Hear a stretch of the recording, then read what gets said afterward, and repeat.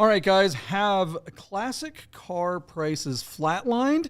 We're going to talk about that. We're going to make some predictions. This is Bid Nerds. We're back. Bidding starts now. Bid Nerds is your YouTube car game show.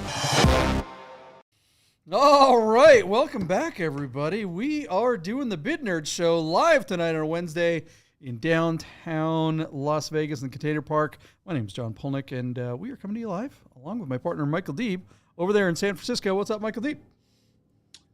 What's up, JP? God, I had to look at the dates to see how long it's been since we've done a show. Sincere apology to everyone in the nerd herd that we have not been able to produce, but hopefully we can see the light at the end of the tunnel and get back on a consistent track. And JP, I am very excited to do the show and just happy to be here. Welcome to everybody in the nerd herd. As I've been doing stuff over our little sort of break, I've met a lot of new people, and we may have a handful of new watchers and listeners. So welcome to the podcast with John and I. This is really fun. Welcome, welcome, welcome. Yeah, Ross Ross OG. Thanks for hanging out, Ross. He's in, on the entire other he's on the other side of the planet. He's in New Zealand watching the show live. Yeah. So thanks for hanging out with us, Ross. No, P-Car Market did not put a hit out on me. I've been having some dental issues. I do like someone's like, did Doge go after P-Car Market next? Let's do it. I think that is a great idea. Maybe somebody put a hit out on you, JP, like P-Car Market, but they didn't think to look for you at your dentist. Yeah, right. Well, they got me. Yeah. I lost a few teeth there. That hurt. All right, guys, let's talk about cars. What's going on in the market? It's been a couple of weeks, and just kind of like looking at the prices. I've still been watching prices during all this stuff, even though we haven't been able to do the show for a couple of weeks. But it does seem kind of like prices are flatlining a little bit. Doesn't seem like there's a crash.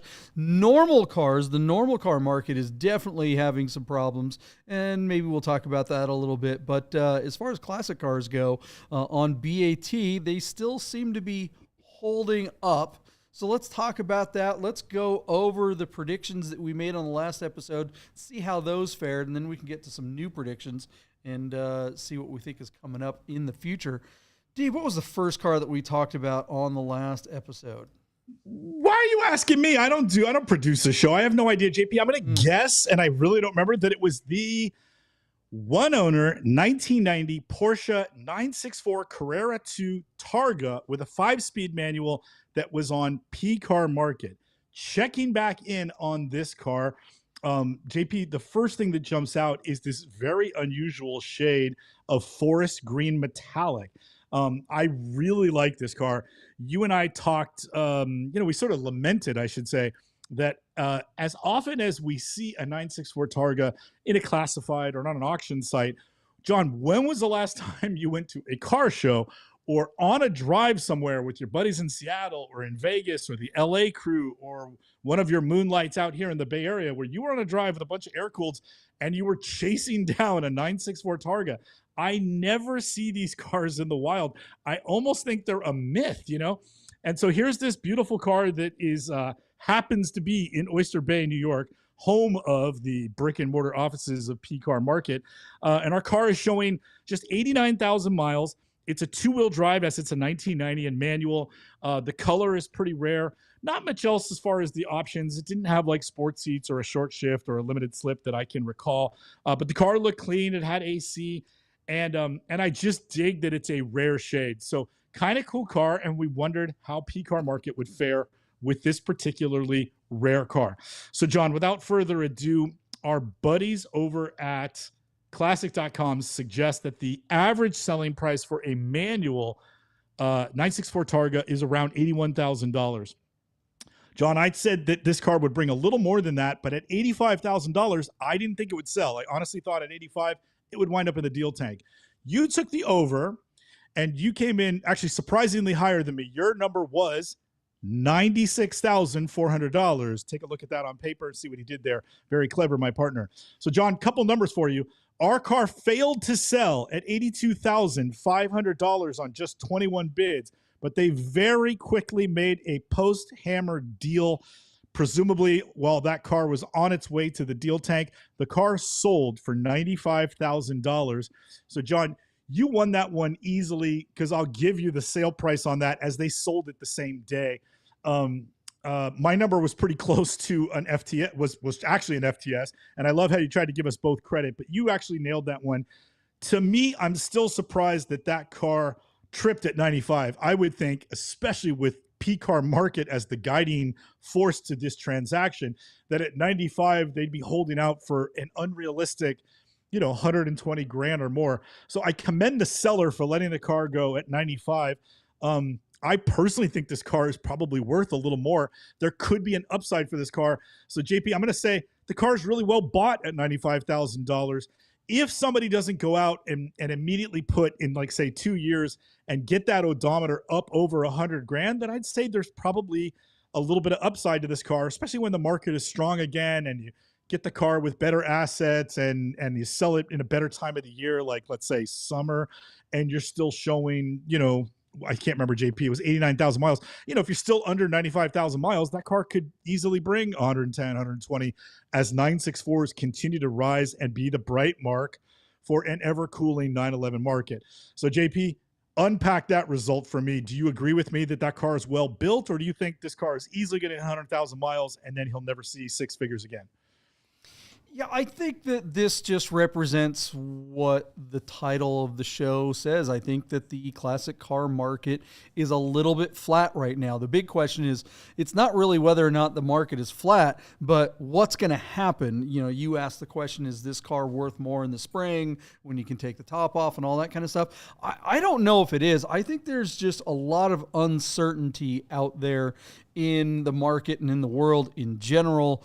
So people are kind of like playing it close to the vest. I think a car like this is, if you're looking for a place to put money, to hide money, not necessarily to hide money, but to safeguard it against or hedge against more inflation or, a crash of other markets, a 964 is a safe way to go. And, a lot of our friends of the show will say, hey, if you're going to park some money somewhere, it may as well be in something that you can use and enjoy, rather than saying, oh, I'm going to park some money over here in a Bitcoin or say, in the stock market or anywhere, and hoping that you're going to hedge against inflation. You can't go drive a Bitcoin. You can't go take a ride with your best girl and no roof on the car, with your 401k portfolio. So, these classic air-cooled 911s, especially the 964s, are going to continue to generally hold their value in the long term. And if they're soft right now a little bit, if the things turn around, they'll definitely come back up. If the market takes a dump, well, it's going to take a dump on everything, right? It's not just going to be classic cars. If the value of a car like this really tanks, well, everything else is going with it. So what would you rather be stuck with?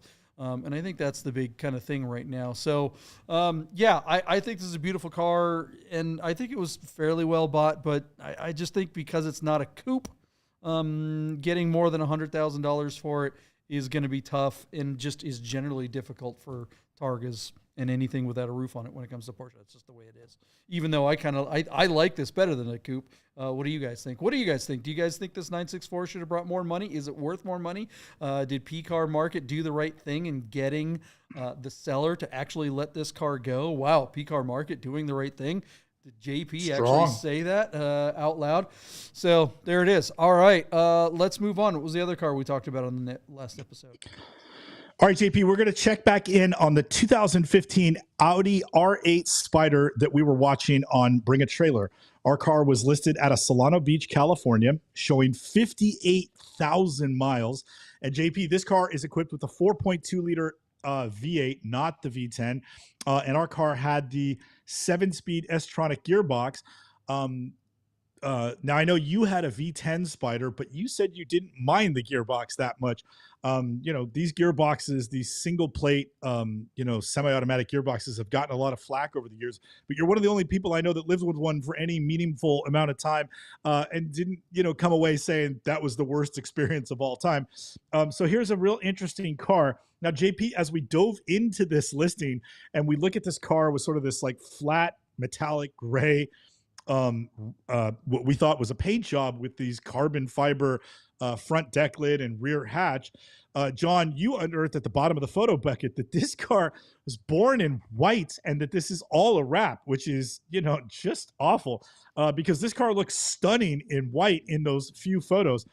This wrap with the contrast of the fake carbon fiber winds up making the car look a little cheaper to me and a little bit more like young owned, which is not a way to maximize all the money that this car could possibly bring, especially when you're fighting one of the higher odometers we've ever seen on an Audi R8 today, even though the cars are now 10 years old. So JP, without further ado, we take a look at the value, and this number is going to be a little bit loaded. So Classic.com says that the V8 Spiders with the semi-automatic gearbox bring typically $67,500. But this is the highest mileage car we've seen come to market in the last few years, period, full stop. So that number really doesn't apply to this listing. So I don't know that we're going to learn a lot from that. With that in mind, JP, my jumping off point for this car with the wrap still on it was just $35,000. You took the over and went to $43,000, and you were smarter than me on this one because our car hammered for $50,000 even where it sold on 34 bids. Now, I know you opened the show with saying, is the market flat? I would say that this result pushes back on that notion because that's way more money than I would have expected this car to bring. I'm guessing, for me, even if I knew the wrap went on in the last calendar year and it would actually be very easy for my chosen body shop or detailer to get that wrap off without damaging the paint, I still don't think this car is worth 50 grand. JP, do you disagree with me? I think somebody paid too much for that car. I'd rather see you go to 60 and get a car with half the miles. What say you? Well, number one, I don't think you get one with half the miles for $60,000. No way.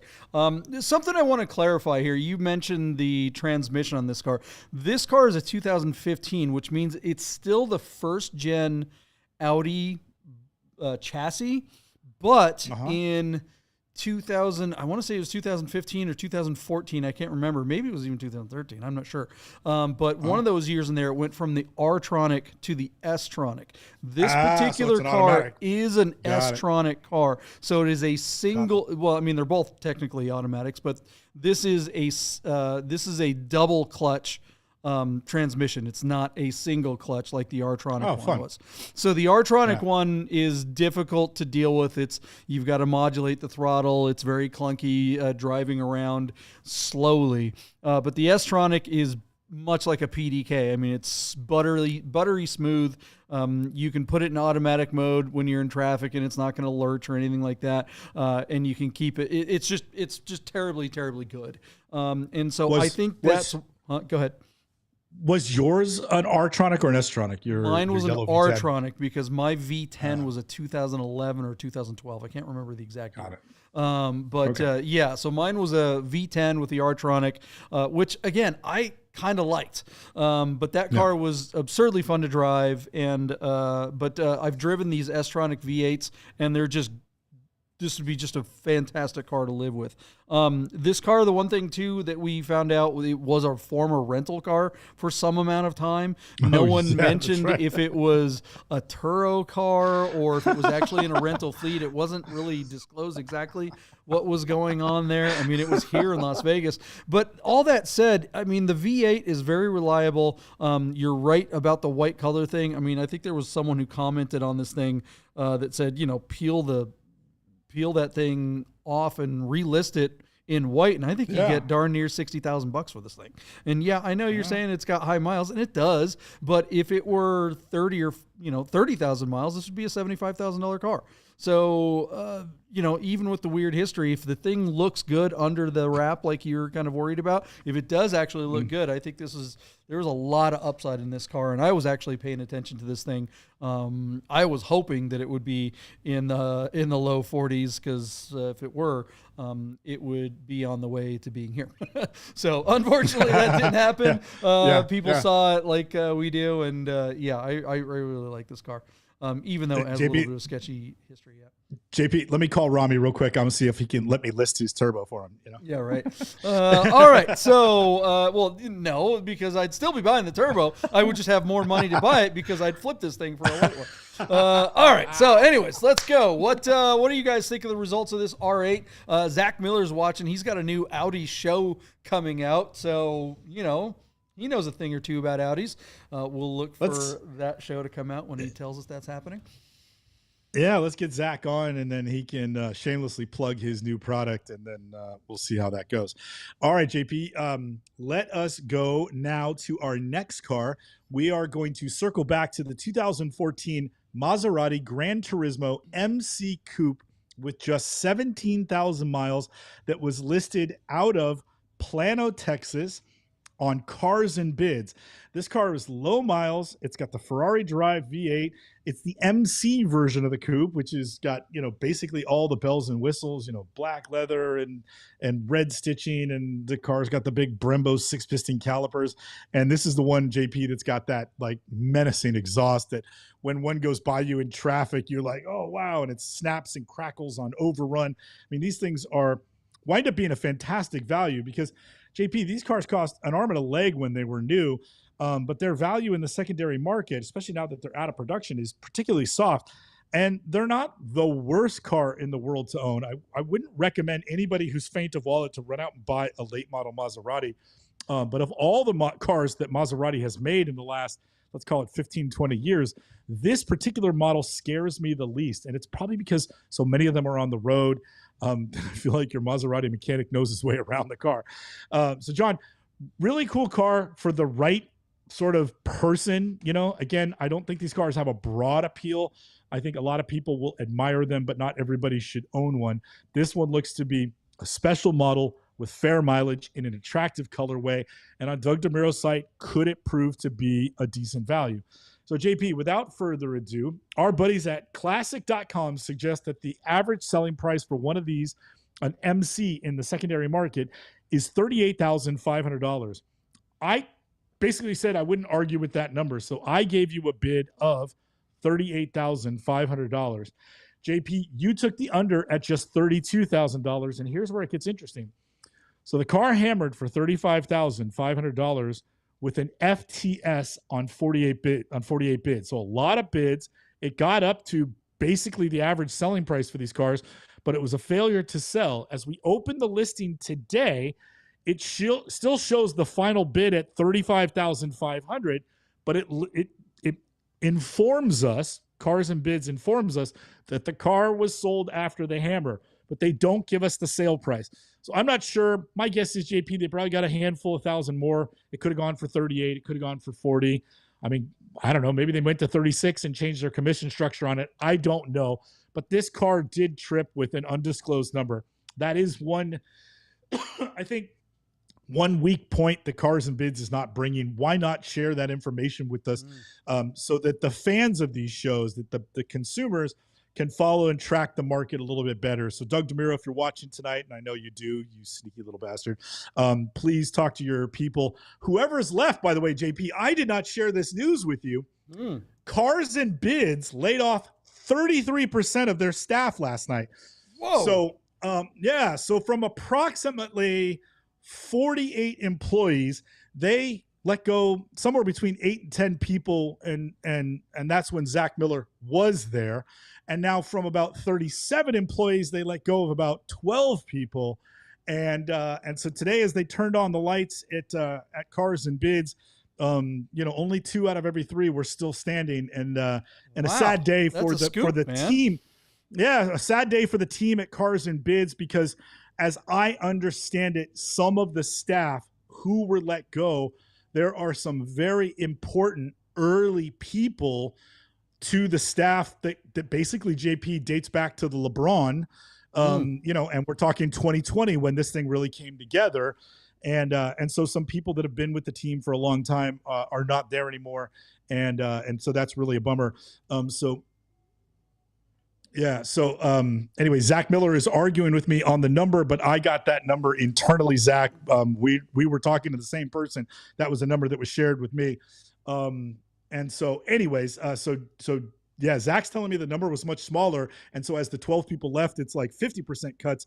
But I understand it to be a different number. Maybe my guys is, counting some employees that are on the fringe, and Zach's maybe talking only about the main office. But anyways, in any case, Cars and Bids staff has been drastically cut. This is the biggest, shakeup since the money came in, as I understand it.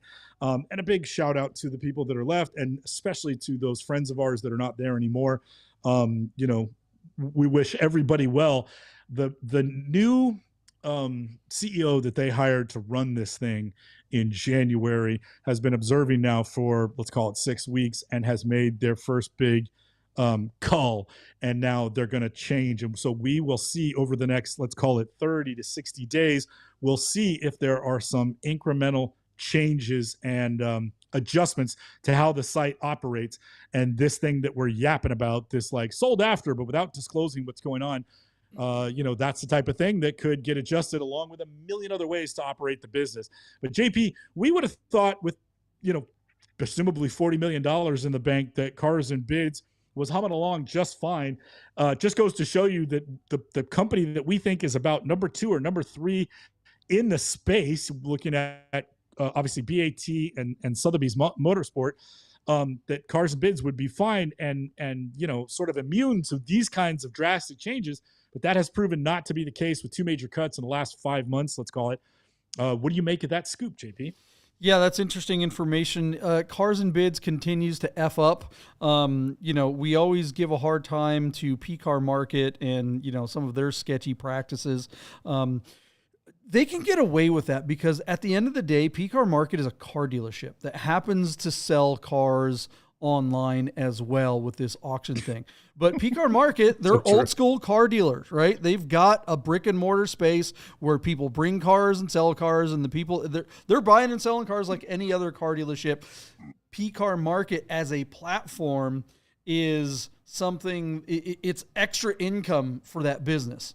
Bring a Trailer outsells all of them combined. So Bring a Trailer can exist on just the auction selling platform as a business. But Cars and Bids has no other income stream other than Doug DeMuro's videos on YouTube, right? I mean, Doug DeMuro, and presumably that's completely separate. Doug DeMuro's publishing empire, for lack of a better way to put it, he makes the money. That's his money. If Auto Trader wants to sponsor him, they're sponsoring Doug DeMuro's videos. They're not sponsoring Cars and Bids. Maybe there are separate deals for Cars and Bids as well. Maybe there's some bundling going on. But ultimately, Cars and Bids is on an island by itself with no other revenue. Sotheby's, not the case. Sotheby's does traditional, on-site locations. Haggerty, whether or not they're doing well or not, they don't care. They're still selling tons of insurance. These other auction platforms have other income streams. Cars and Bids, that's it. The idea that someone gave them $37 million when that happened, I still never understood that, because it's like you start trying to do the math. How many cars do you got to sell to break even at $37 million, much less make a return, an ROI? That just seemed like a bad investment back then, even when money was flying around at everything that anyone could send money at. So there it is. Doug DeMuro, when you see him on YouTube lately, he's got a really scruffy beard. He's been he had a Band-Aid on the top of his head. I thought it was evil Doug, and apparently it's just he's under a lot of stress, so hopefully he's all right. But yeah, that guy and Cars and Bids, not impressed. And then just back to this Maserati really quick. Jim, we won't spend a whole lot of time on this, but I did kind of have teed up a fun, that this Maserati, there was some shots of the interior, and look at this interior. Look at it. You know that this interior smells like Samaj. JP. If you could have a scratch and sniff this ad for a car, that's what it would be. So oh my God, I didn't want to gloss that over because I knew that was pertinent information. But anyways, what do you guys think of the results of that Maserati? Boy, what's the MSRP on that Maserati? Like originally, it was like $130,000 or something like that. I knew you were going to ask for that. No, I think it's a little more, JP. I'm going to get my guess is like 145. or more. This being an MC, it could have been like 160. I don't remember, and it's not listed. They used to have the MSRPs on these cars, but anyways, but yeah, it's up there. It was expensive. Could you imagine if you spent that same money at the Porsche ago. dealership across the street, got yourself a GTS, or could you even gotten a GT3? I mean, it's still in 2014. In 2014, those are the GT3s that burned their motors. Remember, those are all the cars that got recalled. Still, as much as I don't want one, they're still worth $130,000, or even a 991 S.1, you know, with a PDK is still worth with 17,000 miles. That'd be a $80,000 car, and this car's barely worth 40. Give me twice as much. Yeah. All right, isn't that wild? Get a Porsche. All right, let's move on. What else we got? All right, JP, one of the ugliest cars ever made, and I know we commend the styling. I know you did that, and I agree with you on that. But the coupe to me is so awful, where I like the sedan a lot, and I know that's kind of weird. It's like trying to have my cake and eat it too. JP, we are circling back to the 2013 Cadillac CTS-V coupe with a 6-speed manual that was on Bring a Trailer. Our car was located out of San Diego, California, showing 74,000 miles. The big news here is a supercharged 6.2-liter LSA V8 with a manual transmission and rear-wheel drive. JP, God love General Motors for even building this heap, because as ugly as it might be and as poorly built as it might be, it's still going to be fun to drive. John, we took a look at this car, and we started with classic.com and let them lead us. They say that these cars typically bring $42,000 in the secondary market, coupes with manuals, but our car is particularly high mileage and didn't look like it was in pristine condition. This looked like a real driver. So JP, my bid came well underneath classic.com's average. I gave you $30,000 for my bid. Yours was a little bit higher at 35, and I won this one because our car hammered for only $28,500, where it's sold on 9 bids. So is that a flattening the market?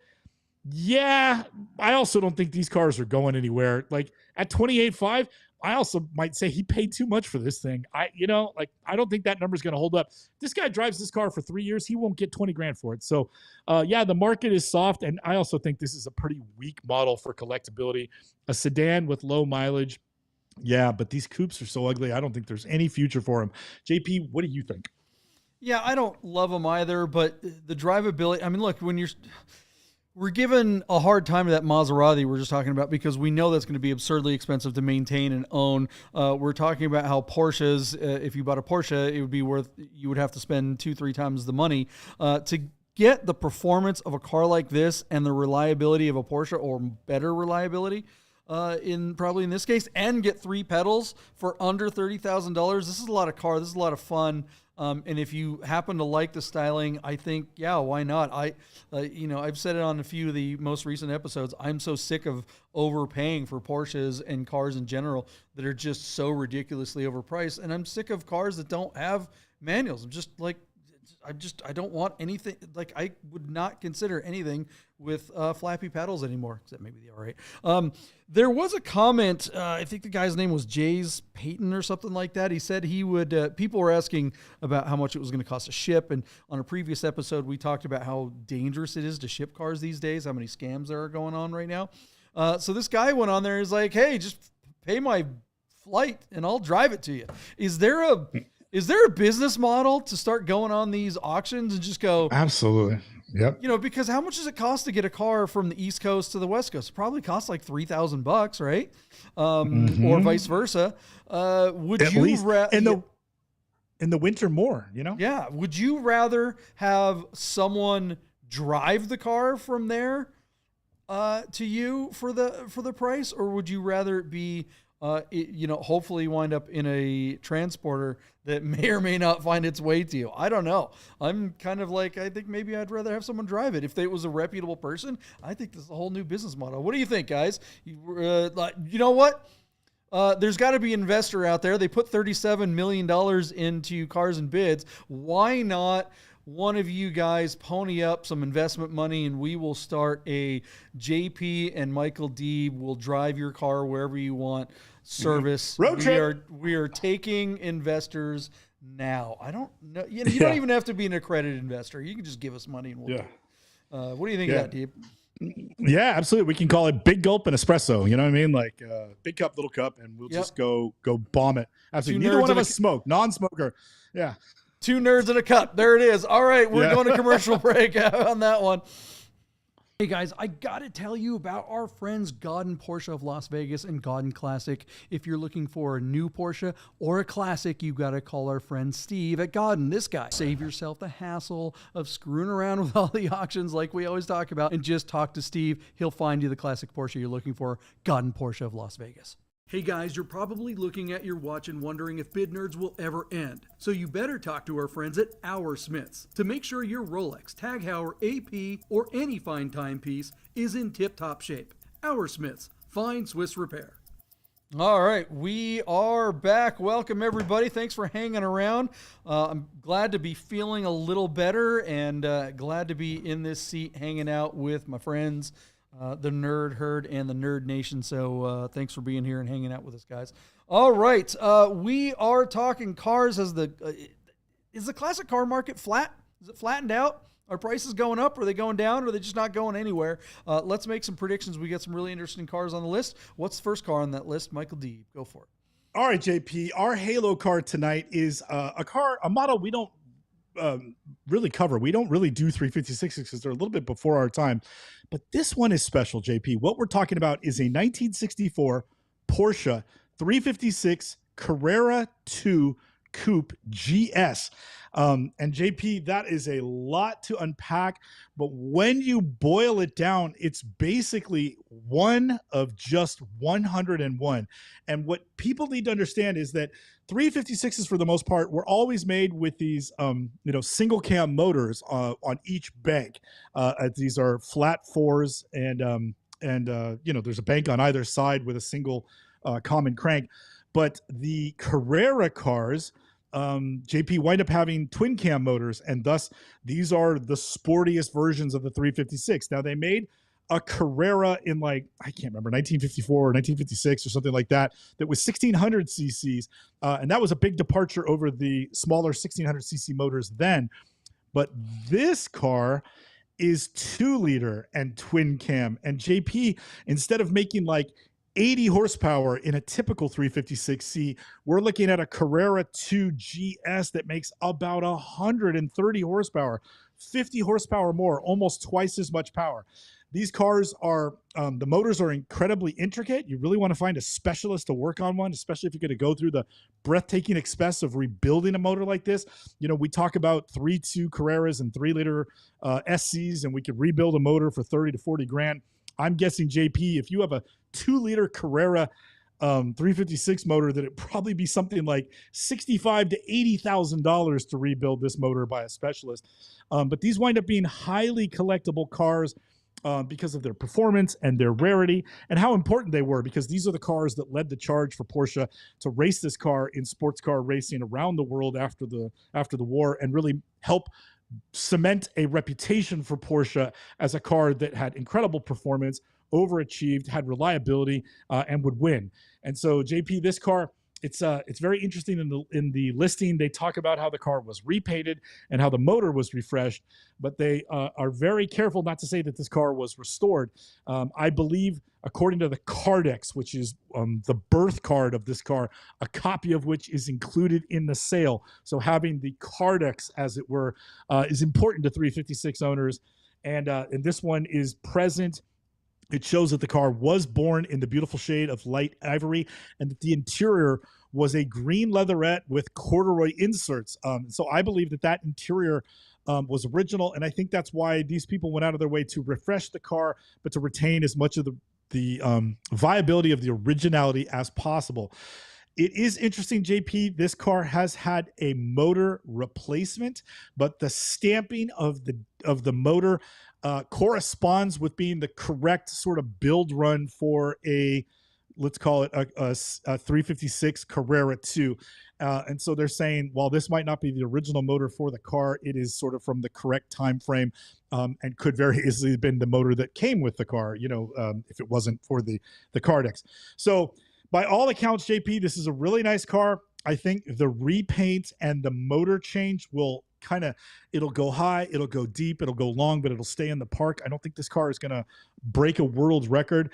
Very nice assets, very special car, very beautiful and distinct colorway, incredible performance and collectability.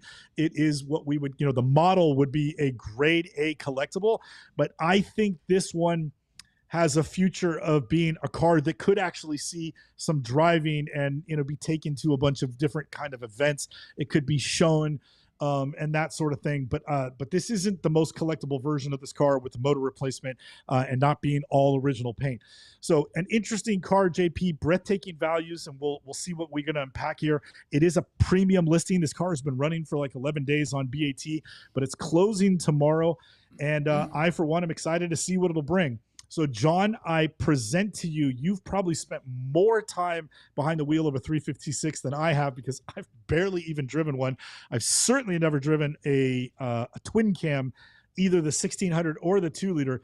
But, man, JP, there's a beautiful driving video, and I encourage everybody that's watching, if you get to this listing on BAT, go watch the driving video and turn up the volume or put on headphones like we have here. This motor sounds incredible. It does not sound like a Subaru or a Volkswagen. It sounds special because it is. John, take it away. Yeah, what a beautiful car.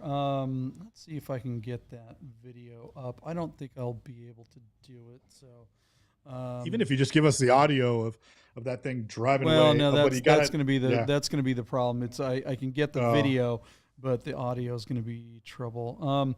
I have driven both, and it's like, so Godden had one of these quite a few years ago. It was right when I started. It was before we even created Defrost the Nation. We actually went out and made a few films from some of the cars that they had in their inventory, and this was one of them. Not this exact car, but it was one very similar to it.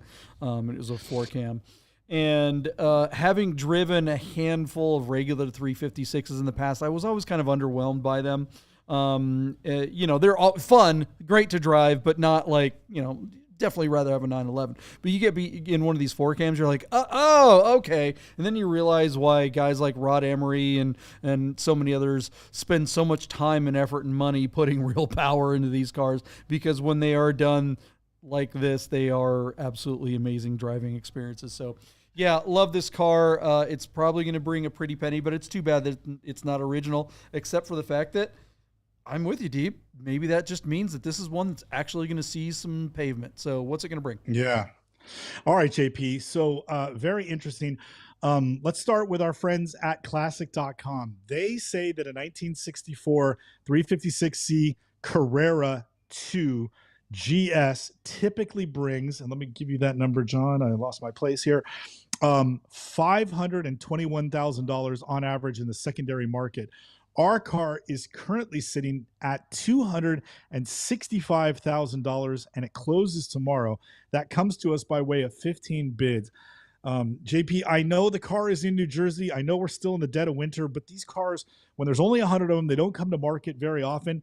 I think this car is very pretty. And again, I don't think it's a $600,000 to $800,000 example, but I think $535,600 is absolutely in play. I know it's got a while to go, but I think this one stands a chance. I would think, since it's been a premium listing, it's been up there for a while, and I think people are watching. We're right on the cusp of the bull run and that sort of stuff.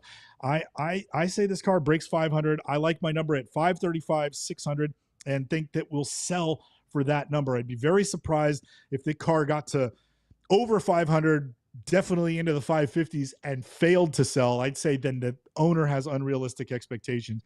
JP, I gave you a few numbers. What's yours? Yeah, that's interesting. You mentioned primed for a bull run. I don't know if that's really what anyone's thinking right now. I mean, there might be a few people in kind of the weeds that are like, if you're like wrapped up into crypto and you're like, oh yeah, it's gonna happen now it's gonna happen because these people, I think that's hype. I think most people are really kind of just on edge. I'm not saying that things are gonna crash. I'm not being sky is falling kind of situation, but I think there's just way too much in the news. There's way too much uncertainty out there for something like this car to really bring the money that you're talking about. Maybe if things drastically improve here in the next few months in other ways other than hype, then maybe we'll see some of that happen. But yeah, your number was what? 535,600. So 5356. Yeah, I'm gonna go 400,900 and what is this? This is a 400,356. That's what I'm gonna go. 400,356. And I will say that if it gets to your number, it's a definite FTS. The value for this car should be well over your number. Whether or not it makes it to that is another question. But I think at 400, this is for sure going to stay with the owner. So we'll see what happens. But there you go, JP. Really beautiful car. And we don't do 356s often enough, mostly because I don't truly know my way around them. But this is arguably the fastest 356 the factory made, and they only made 100 like this. So this car is special. I hope it gets to my number. I wish everybody well, except JP. I mean, I would definitely rather it do what I would rather see the seller make the money. Yeah, I don't want it to fail. I don't want it to. And by the way, I kind of screwed up my number. What I was trying to say was 435,600. I was trying to be cute, have it more than 365. Pop so it. Yeah, you did it just like I did. You're 100 grand Yeah. under me, and that's a better number. I still think if it's in your range, I'd probably see it stay, but we'll see what happens tomorrow. This car closes tomorrow, so on what is it, Sunday night, we'll have some results for everybody. This will be fun to watch because we don't. And this will be a good indication of what the market's going to do and where people are at. Because for people to get off their wallets to spend this kind of money, that's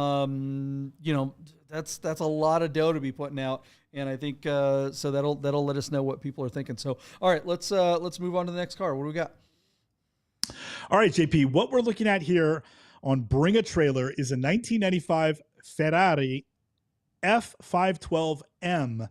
And so, JP, this is, I think, just about the last year that they made the 512. This was the highest specification. Our car is listed on Bring a Trailer out of San Diego, California by our buddies at Symbolic International. Our car is showing 34,000 kilometers, which is 21,000 miles. And the reason why it's kilometers is because this particular car is a Euro example. Now, John, for years, a Euro Ferrari for sale in the U.S. market was a damn scarlet letter. If you had 5 308s and 4 of them were garbage, but they were American, they would bring more money than a superior condition car that was brought in from overseas. The domestic Ferrari buyers and collectors would not touch Euro cars because it was such a pain in the butt to get them registered state to state. You never knew if they were going to pass smog. Now, this car is a 90s car, not an 80s car. I don't know if that is now antiquated thinking. I will say that this car is particularly special just by the colorway along. John, most of these cars are Rosso Corsa, Ferrari's racing red. But this car, our car, is the color Nero Carbonio Metallizzato, which is, black carbon metallic. And it looks stunning. This car that I didn't like when they were new in the 90s, I'm now an old guy and young timers and the Radwood movement. This car has absolutely grown on me. Those wheels are lifted from Ferrari's one-off Mythos concept car. And now this car completely speaks to me, and I love the colorway on the car. Very nice assets for whoever took the photos for Symbolic. Well done. This car also, JP, comes with the carbon-backed bucket racing seats, their manual transmission. This car has a lot going for it. Speedline 18-inch wheels, Brembo brakes, and the whole shebang. And while the horsepower figures are not going to make you sit up in your seat, this was, again, the highest spec that was offered. JP, I think the numbers were, they're not listing it in the thing, but I think it was like 440 and 460 or something like that. So this car can get out of its own way, where the original Testarossa was only like 380 and the car was heavy. They're not particularly fast. This car makes all the right noises right behind your ears as it's mid-engine. And this car will probably do 200 miles an hour on your way out to Gene, if you know what I mean. So JP, really cool car. I don't think the Euro thing is an inhibitor anymore for the collector. And by the numbers, this car is so rare. Again, the factory only made 500 of them globally. I imagine only a couple hundred of them made to the US. This was originally a European delivered car. It went to Japan, and then it was brought into the US in 2024 and is on a clean Arizona title. JP, I think this car is going to do well, and I'm surprised I admit it, but I really dig this car and the stuff these days. So, John, where are you at? Any love for the black metallic 512M? I mean, this thing, oh, how radwood can you get? Yeah, the cars of this era, the great thing about these kind of early to mid 90s exotic cars, it was really that time when everything was kind of going. We saw design trends and design languages coming from the 80s and being updated into the 90s. So this car is basically the same car that was designed back in the 80s, but has different headlights and some aqueducts and some updated stuff. Very soon after this, everything started looking like cars that you would see going into the 2000s. So design languages really changed drastically in this era. You know, look at the difference between a 964 and a 993. Even though they're both air-cooled cars, the 964 basically looks like a G-body with some smooth bumpers bolted onto it, whereas the 993 represented a whole sea change from design language. And then, of course, you had Boxsters and 996s. This car, this 512, this Testarossa is sitting comfortably right in there. Still 80s. Anyone that loves the 80s stuff is still going to love this car, but most of the people that are all about the 90s flavor are going to love this even more, and that's really where I think we're seeing the most mobility in the market. So this particular car is hot. I say it just about every time we talk about any old Ferrari. There's no new Ferrari that they sell right now that I would rather have than this car. I mean, this car is way better. Give me anything that they have on the showroom floor at any Ferrari store. I don't care if it's worth twice as much. I'd rather have this car if it's a car that I've got to, actually keep in love. This car would be so much joy. Whereas the new ones, you can just keep it. They're just basically Testarossa, or they're more Tesla than Testarossa in my book. So, anyways, what's this car going to bring? Yeah, JP, it's real interesting because in the early to mid 90s was the onset of the Luca di Montezemolo as the chief of Ferrari at that time. And he ushered in a completely different ethos for the build quality of the Ferraris that came out of the factory. This car is a 95, but the design and the tooling for this car may predate Luca's influence. So I can't speak to the build quality of a F512M, but all the cars that came after this, the 355 and the 550 Maranello and all those sorts of things, those cars were much better built than all the stuff. I don't want to say junk because we love those cars, but the 70s and 80s Ferraris are not the same as the cars that came out in the 90s and early 2000s. So JP, again, our friends at classic.com remind us that a Ferrari F12M typically bring $452,200 in the secondary market. This car is a Euro with fair mileage, but some really cool options like the carbon seats and that beautiful and rare Nero carbon black colorway. I dig this car. I believe in it. Symbolic's a reputable seller, and the assets are tremendous because they're really selling the romance of the lifestyles of the rich and famous with the $12 million home and the $500,000 Ferrari in the driveway. JP, I'm going to throw $512,000 your way to buy this car. $512,000. What's your bid? Boy, you are bullish, aren't you? You're not saying that things are flat. You're saying that things are getting going. Love this car. What was it? $512,000. Yeah. Which is about the same as 512 cartons of eggs that Ross Churchhouse is letting us know here. I want to get a shot. Look at this. Look at this dashboard, guys. Is that not basically what's going on with my Aviera watch right here? Look at that. Woo! I'm pretty sure that's where the inspiration came from. And that means I need to own this car so that it matches my watch. Boy, wouldn't that be nice? I need to go get some chickens and a couple of roosters, and maybe I can afford one of these. Forget the Bitcoin, like Ross says. Yeah, I don't think it's breaking 500. I think it'll do well, but I'm going to go 480,512. Okay, and I forgot to tell you, JP, that our car is sitting at 400,000 and it closed in 2 days. So we have a little bit of time, but I'll put you down for $480,512. Was that your bid? Did I hear you correct? Yeah. I don't think it's going to break the 500. So, but love the car and yeah, I mean, if it does break the 500, that definitely looks like things are not flattened out. They're getting going. Yeah. So let's do it. Special car. Special car. All right, JP, I got one for you right now.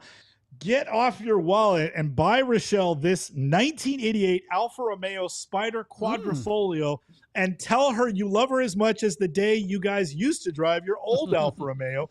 This car has been owned by the same family for 33 years, and they've listed it as a no reserve auction on Bring a Trailer out of the wonderful Millville, New Jersey. 56,000 miles on the odometer for this car. JP, this particular era of the car is referred to as a Series 3. There was one final iteration of the car that came right after this, basically from 1990 to 1995. But I really like this generation of the car.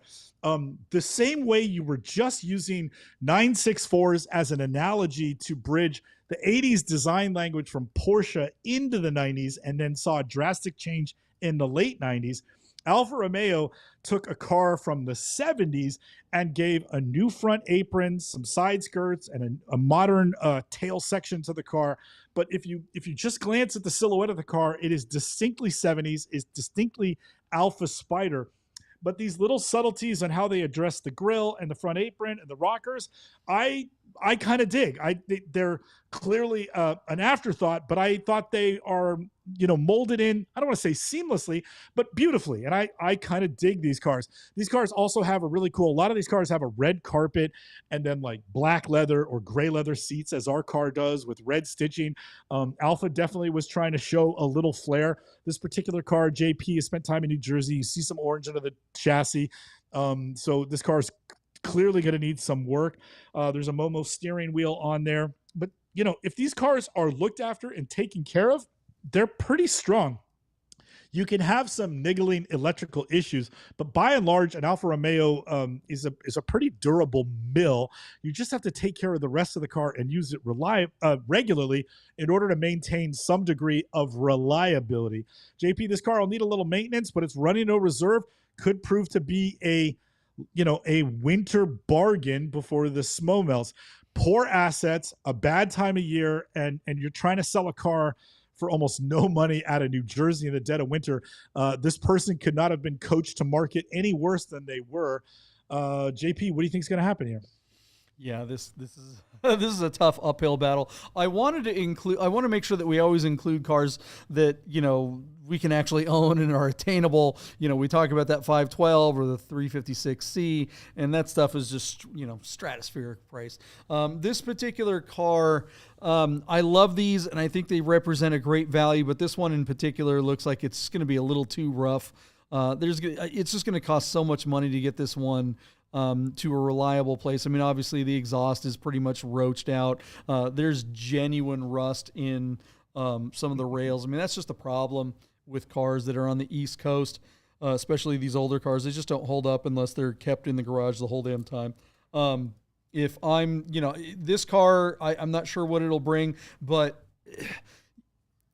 you can get really nice versions of these for around 10 grand. Deeb, you've spent enough time with these. You know that the second gear synchro is probably toast on this.